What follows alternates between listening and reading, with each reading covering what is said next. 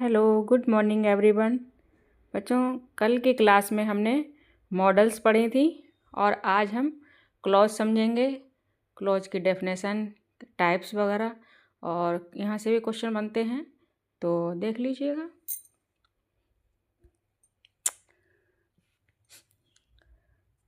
Clause क्या होता है? सबसे पहले क्लॉज क्या, इसकी डेफिनेशन है ये। क्लॉज क्लॉज वह वाक्य है, वाक्य का वह भाग होता है जिसमें सब्जेक्ट और प्लस वर्ब होते हैं। क्लॉज में सब्जेक्ट और वर्ब दोनों होंगे, ठीक है।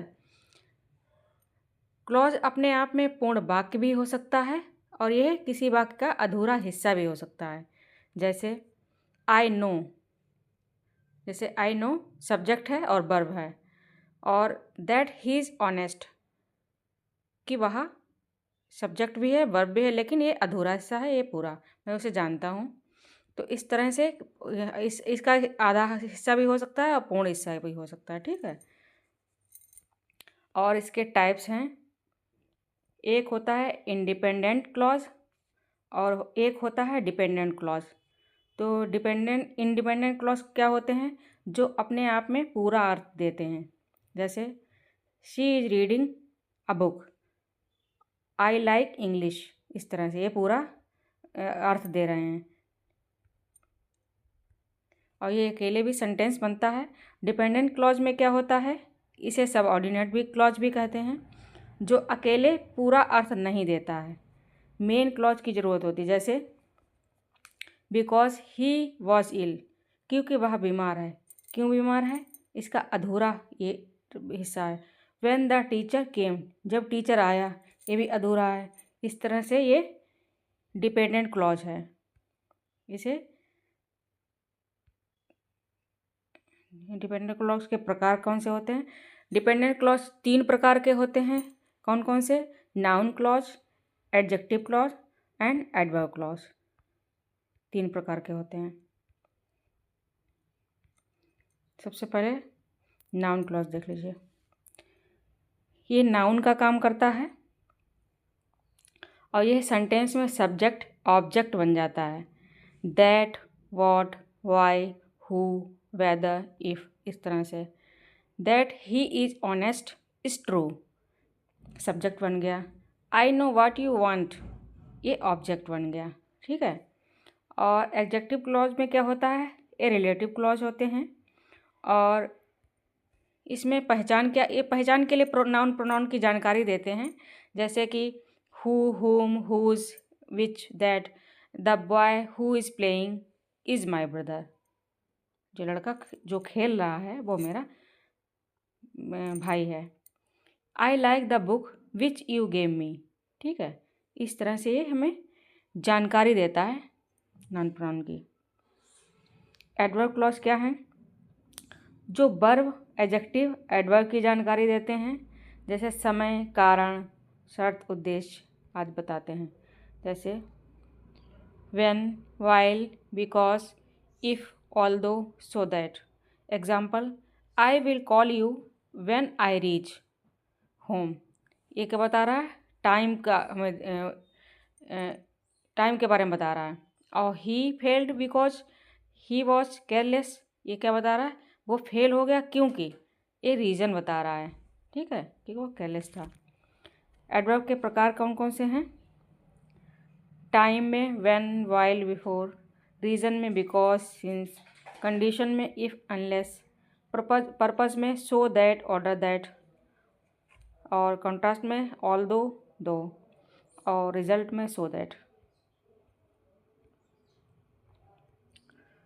फ्रेज और क्लॉज में क्या अंतर है? फ्रेज में वर्ब नहीं होता है और क्लॉज में सब्जेक्ट और वर्ब दोनों होते हैं। जैसे फ्रेज क्या है? इन द मॉर्निंग, और क्लॉज क्या है? व्हेन द सन राइजेस, यानी इसमें सब्जेक्ट भी है और वर्ब भी है। वेरी ब्यूटीफुल ये फ्रेज है, हु इज़ ब्यूटीफुल ये क्लॉज है, ठीक है। ये शॉर्ट ट्रिक है। सब्जेक्ट प्लस वर्ब दिखे तो वो क्लॉज होगा, वर्ब ना दिखे तो वो फ्रेज होगा, ठीक है। और क्लॉज में सब्जेक्ट प्लस वर्ब होता है और क्लॉज 2 प्रकार के होते हैं, इंडिपेंडेंट, डिपेंडेंट। और डिपेंडेंट 3 प्रकार के होते हैं, नाउन, एडजेक्टिव और एडवर्ब, ठीक। इसी प्रकार से ये क्लॉज होते हैं, देख लीजिए।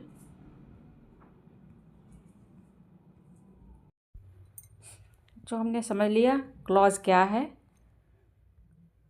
क्लॉज क्या है ये समझ लिया है। तो क्लॉज क्या है? सब्जेक्ट प्लस वर्ब है, सेंटेंस का वह भाग जिसमें अपना सब्जेक्ट वर्ब होता है। अब क्लॉज के मुख्य प्रकार भी हमने समझ लिए हैं।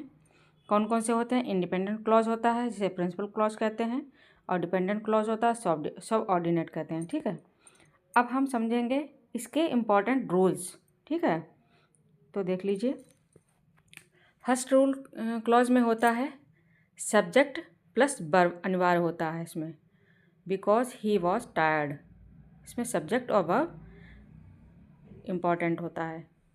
नेक्स्ट रूल है सेकेंड रूल में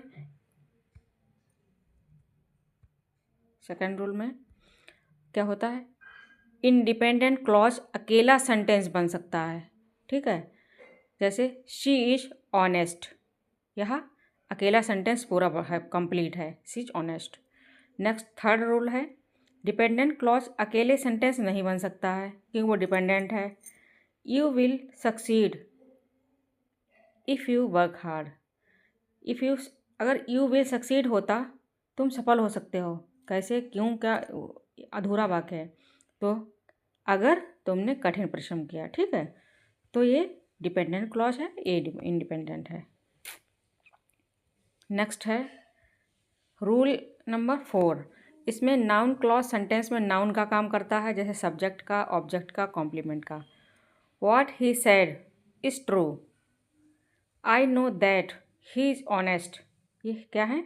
सब्जेक्ट ऑब्जेक्ट के वर्क कर रहे हैं। ठीक है, रूल नंबर 5 में रिलेटिव क्लॉज होता है, जो एडजेक्टिव क्लॉज कहते हैं इसको। नाउन और प्रोनाउन की जानकारी देता है, जैसे हु, विच, दैट, हुज, हुम। ये 5th रूल में होता है। The boy who is crying is my brother. ये हमें रिलेटिव क्लॉज होते हैं जो हमें दूसरे के संबंधित जानकारी देते हैं। नेक्स्ट है 6th rule adverb clause verb की जानकारी देता है, जैसे टाइम, रीज़न, कंडीशन, रिजल्ट आदि बताता है। When, while, because, if, although, so, that, unless. ठीक है, I will call you when I reach home. मैं तुम्हें कॉल करूँगा जब मैं घर पहुँचूँगा। क्या किसकी दे रहा है जानकारी? ये टाइम की दे रहा है। इस तरह से rule number 7 if clause condition हो, अगर कंडीशनल क्लॉज हो इफ़ लग के, जैसे अगर इफ़ और प्रेजेंट टेंस होगा तो सिंपल फ्यूचर लगता है, इतना ध्यान रखना। इफ़ यू वर्क हार्ड ये प्रेजेंट टेंस है, यहाँ पर सिंपल पास्ट फ्यूचर लगा है, you will pass. If you work hard you will pass. ऐसे क्वेश्चन बहुत आते हैं। ये अगर पास्ट में दिया है सेंटेंस ये वाला, आई वर रिच, तो यहाँ पर वुड आ जाएगा। ठीक है, पास्ट फॉर्म आ जाएगी। ठीक, if I were rich I would help you. Present में है तो सिंपल फ्यूचर वाला आएगा, वरना वुड आ जाएगा। ठीक है, दैट का प्रयोग रूल नंबर 8 में, I know what he is right नहीं, I know that he is right. That का प्रयोग कहाँ करते हैं? इस तरह से। रूल नंबर 9 ऑल्दो बिकॉज का प्रयोग, although he was poor but he, जहाँ ऑल्दो लगता है वहाँ बट नहीं लगता। ये पूरी जानकारी देता है। Although he was poor he honest, यद्यपि वह गरीब है लेकिन ईमानदार है। ये अपनी आप पूरा ये सेंटेंस की जानकारी दे रहा है, वट की ज़रूरत नहीं होती इसमें, ऑल्दो लगाओ तो। नेक्स्ट है कॉमा क्लॉज। इसमें क्लॉज पहले आए तो कॉमा क्लॉज लगेगा, जैसे व्हेन आई रीच्ड होम, पहले क्लॉज आया तो कॉमा लग गया, I slept. When I reached home clause लगा है, आई स्लेप्ट, मैं सो गया। तो क्लॉज बाद में अगर आए तो कॉमा नहीं लगता है। I slept when I reached home, तो कॉमा नहीं लगेगा। ये चीज़ ये कुछ बहुत इम्पोर्टेंट है। ये वाला जैसे ये वाला काफ़ी इम्पोर्टेंट है, और ये कंडीशनल वाला भी बहुत इम्पोर्टेंट है। यहाँ से अक्सर क्वेश्चन बनते हैं, ध्यान दीजिए। और नेक्स्ट है एग्जाम टिप दे दिए हैं। क्लॉज बराबर सब्जेक्ट प्लस वर्ब, फ्रेज में क्लॉज नहीं, इसमें वर्ब नहीं होती है फ्रेज में, ठीक है, इतना ध्यान रखना। फ्रेज होगी तो अगर वर्ब ना लगा हो समझ लेना फ्रेज है, और वर्ब लगी हो तो क्लॉज बन जाता है। आई होप बच्चों आपको वीडियो समझ में आई होगी, और हमने क्लॉज के बारे में जाना, क्या होते हैं, इसकी डेफिनेशन कितने प्रकार के होते हैं, क्या रूल्स हैं। और वीडियो अगर अच्छी लगी हो तो शेयर कीजिएगा, लाइक कीजिएगा, सब्सक्राइब कीजिएगा। Thanks for watching. मिलती हूँ नेक्स्ट वीडियो में।